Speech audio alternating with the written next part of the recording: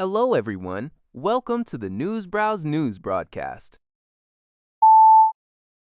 UPI reports that U.S. oil giant Chevron Corp. has formalized a new agreement with the Venezuelan government, significantly expanding its presence and control in the country's vital oil sector. The deal increases Chevron's stake in the Petron Dependencia joint venture from 35.8% to 49%, granting it greater operational command over extra-heavy crude production in the Orinoco Belt, Venezuela's primary oil-producing region.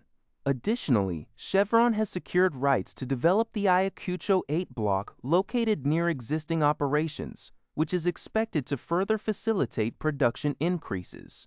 In exchange, Chevron will transfer its shares in several lower-priority projects, including offshore gas fields and an oil field in western Venezuela, to the state, aiming to focus investments on high-potential areas. This strategic move is projected to boost the joint venture's output by 50% over the next 2 years from the current 260,000 barrels per day. The agreement follows Venezuela's reform of its hydrocarbons law, designed to attract foreign investment and revitalize the nation's oil production. U.S. Chargé d'Affaires Laura Dogat and Deputy Assistant Secretary of Energy Kyle Hostevid's presence at the signing ceremony signals renewed energy cooperation between the two countries.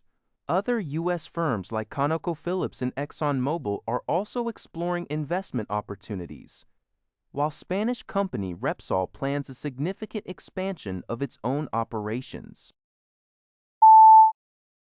CBS News reports that Andy Walls, Chevron's president of downstream, midstream, and chemicals, stated that Venezuelan crude oil is playing a role in mitigating rising energy costs.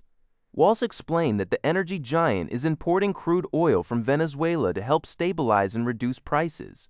This initiative comes amidst concerns over global energy market volatility, particularly due to the ongoing conflict involving Iran, which has driven up oil prices.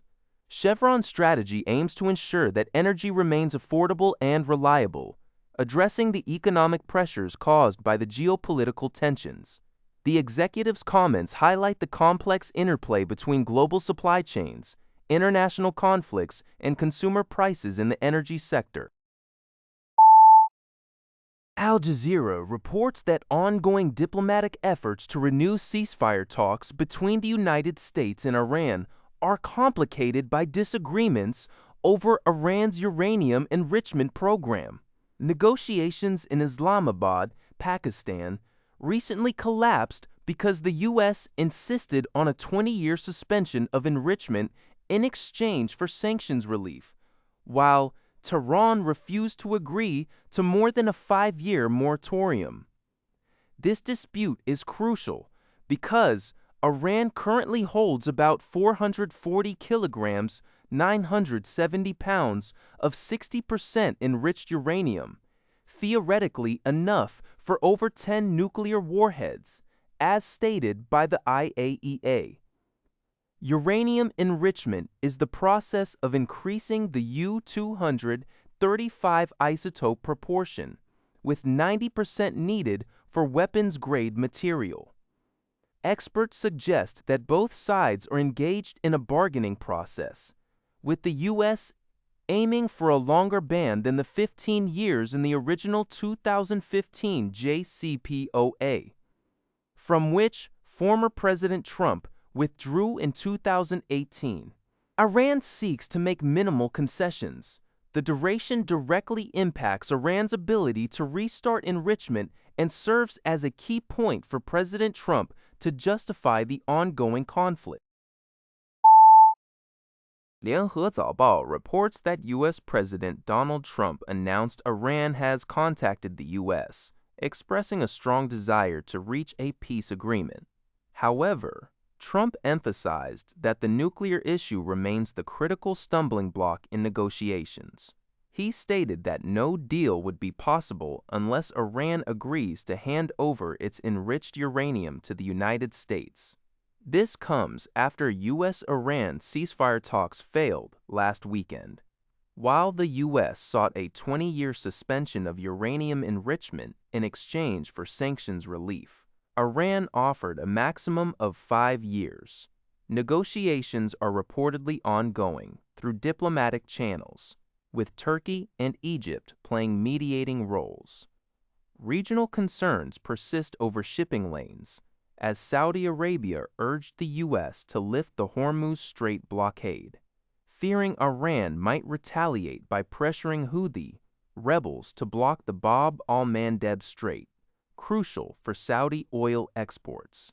Iran has condemned the U.S. port blockade as a severe violation of sovereignty. The Liberty Times reports that the U.S. military initiated a blockade of Iranian ports from 10 p.m. Taiwan time on April 13th, aiming to counter Iran's plan to impose transit fees on ships passing through the Strait of Hormuz. Despite this, a Chinese oil tanker named Rich Starry reportedly managed to successfully navigate through the blockade.